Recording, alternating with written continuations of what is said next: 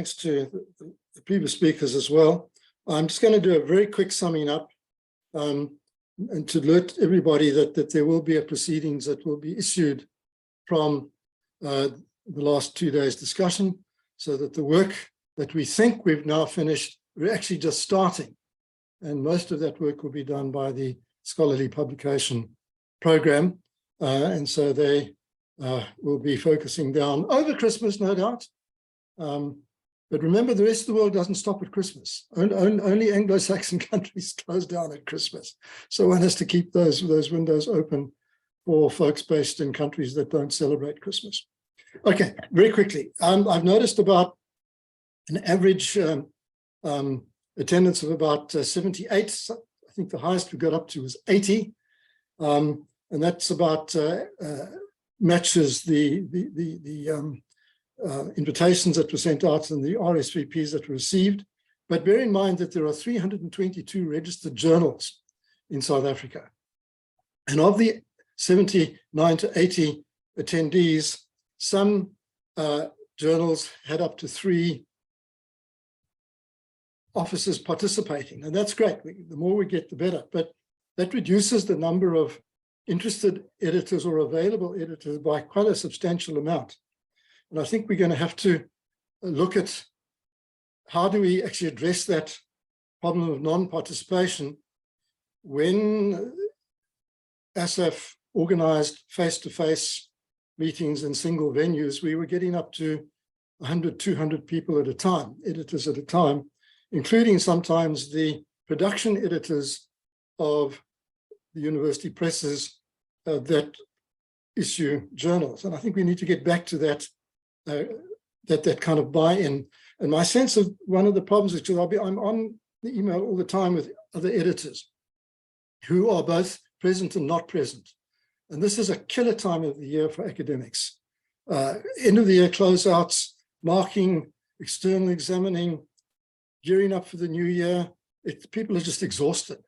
So I'm going to suggest to the SPP that next year we try to schedule this meeting perhaps by mid-October, when people are not yet totally exhausted and goggle-eyed from marking thousands of exam scripts and other people's exam scripts as well, because peer reviewers like external examining. It's a barter arrangement. I'll do it for you if you do it for me. And at the end of it, we're all exhausted. So let me work with NSEF on the scheduling.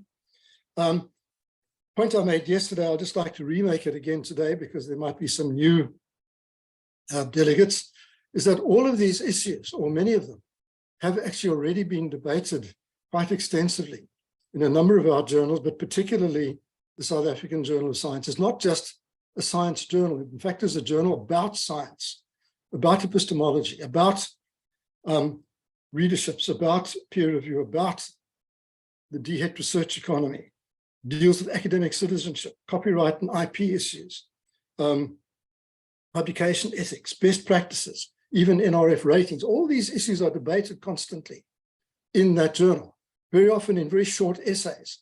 So you don't have to wade through 20 pages of difficult writing to get a sense of the national issues that are being debated in that journal and also at these kinds of meetings. So I would refer everybody to that journal, which is on open access and therefore is easily accessible, and to contribute to those debates.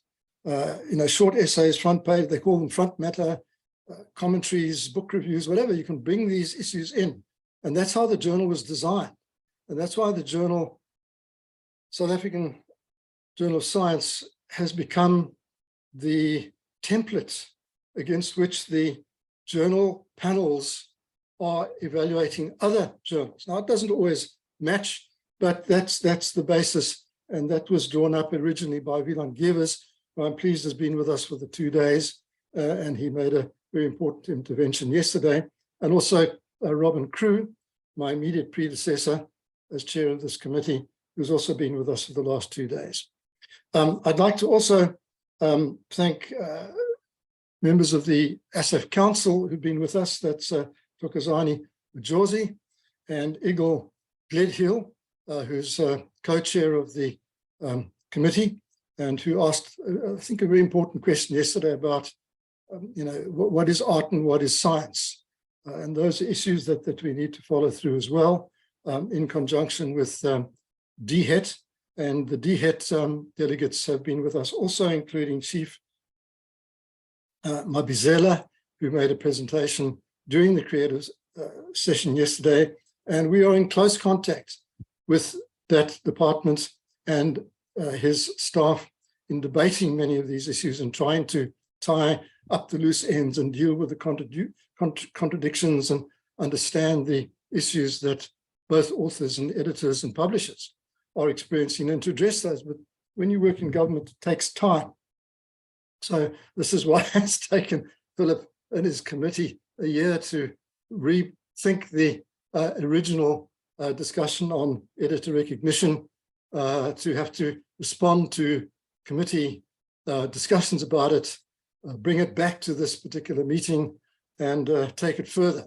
But I think I'm very excited about the project, the research project that committee will be undertaking, because now we can get the opinions and experiences of all the editors, not only the ones present at this meeting, but all the editors involved, and see what we can learn from those. And then we have pressure, then we work that through NSEF, which is also a very bureaucratic organization, has to go through a variety of protocols or decisions and reports and things. But then once it's signed off by the council, we have symbolic power to now deal with university administrations and to bring them into the picture and say, hey, NSEF, the premier disciplinary organization in the country, representing all disciplines, now is taking this position, and we think that universities need to follow suit. I would remind delegates also, please, to have a look at my own article published in Tydskrif vir Letterkunde, which was an elaboration of my presentation last year during the session that Philip organized on can editing be fun, or should it be fun? Because that deals also with these issues. And I would be delighted to receive even just one sentence or a paragraph or some kind of examples from editors to help flesh out that experience, which you can then build into the project that will be upcoming under Philip's leadership. Some of the issues that I picked up, and I just love these terms, facsimile science, point made by Sean Muller, to discuss the kind of consequences of certain kinds of incentivizations. And of course, he was thinking there about the DHET system. I think the DHET system is a wonderful system. And in fact, Johan Mouton, who usually reports back at these meetings with his database of journal articles and who's publishing where and how the predators get into the system and how they get, and how we control them, et cetera, et cetera.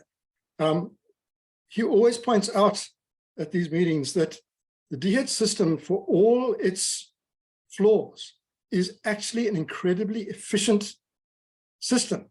It's managed by 4 people in Pretoria, compared to the NRF ratings system, which involves 40 officers in Pretoria, not to mention all the panels. We're now assessing each other, assessing applicants. And the amount of money that is dispersed by DHET is 2.5 billion rand a year. That's the transfer that our journals and international journals that are on the lists transfer from DHET to our universities. We therefore have a responsibility to manage that payment of incentives honestly and to build capacity and innovation, not to mimic the same article over and over again, facsimile science. So Sean's point was that scientific revolutions are not incentivized. They happen. They occur around groups, academics doing what academics do. If we have to be incentivized to do our work, then I don't know where we go from there. So the question is, who pays? Where does the money go? And there's a leakage out of the value chain, the publishing value chain, which does not include the journals. So the journals cover the cost, including the international publishers. They cover the cost of publishing. It costs in an international journal on average about $3,000 to $5,000 to produce an article once it's gone through all the production processes, the copy editing, the libel checks, the typesetting, the marketing, et cetera, et cetera. So that's got to be paid for. The local journals have to do, editors like Lubby has said, he has to do this all himself. That removes him out of the educational system because he's now got to concentrate on learning typesetting programs. Get somebody else to do that. They're the experts. They do it every day. Why? So, there's all these kind of demands in our time. And usually, as everybody said, it's after hours time. So we need to come up with some kind of budgeting model, some kind of business arrangement that allows us to be editors and not also typesetters and copy editors and libel checkers and marketers. So that's the value chain, but the journals are not included in the DHET disbursements because the money, it's a kind of academic capitalism. The money goes into the universities, which then put pressure on the workers, that's the authors, to work with the slaves, the editors, to produce the product without their being paid extra if they're working after hours, in order that the university can pay its bills and that the authors can clean up with the DHET disbursements. We're all implicated in these relations of exploitation, production, and there are benefits and there are consequences. And I think that's what's come through very strongly over the past 2 days. So I think this has been a fantastic meeting. It is important that, and I know we go back to we go into Christmas and we go into relaxation mode, but please, editors, bear in mind that NSEF is a year-round operation. I think they do take Christmas, and that we want to hear from you. We don't want to just speak to you. We want this to be a democratized discussion group where we're all learning from each other as we have been doing during this particular meeting. Some of these things we all know about. Those of us who are experienced editors, new editors, will have benefited from the detail that has been offered by Labby and Philip Mechanic and others. Journals have new editors rotating, the new editorial board members coming in.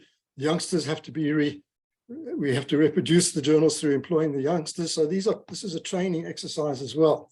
And it's a constant rotation.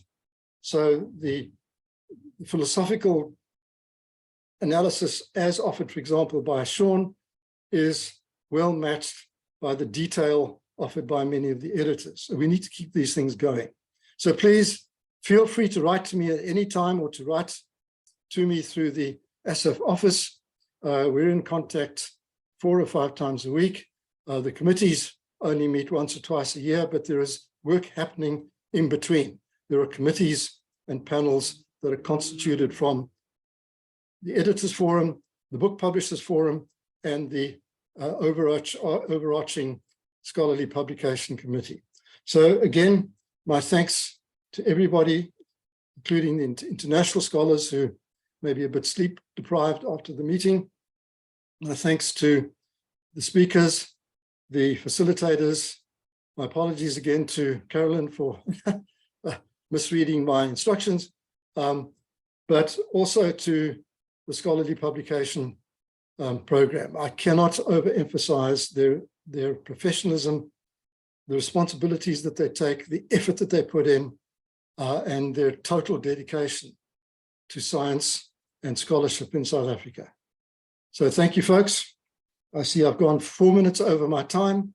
Please go and have a cup of coffee, go to the beach, go to the swimming pool, or go to the gym. Do something that you can now get your energy back. So I'll say goodbye.